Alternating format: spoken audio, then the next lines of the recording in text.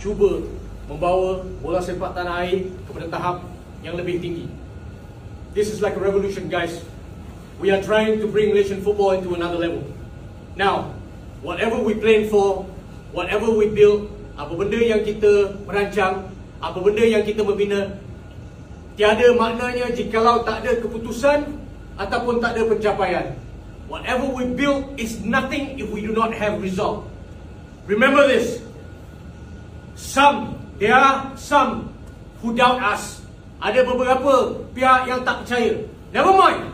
We are doing something new. They are not used to it.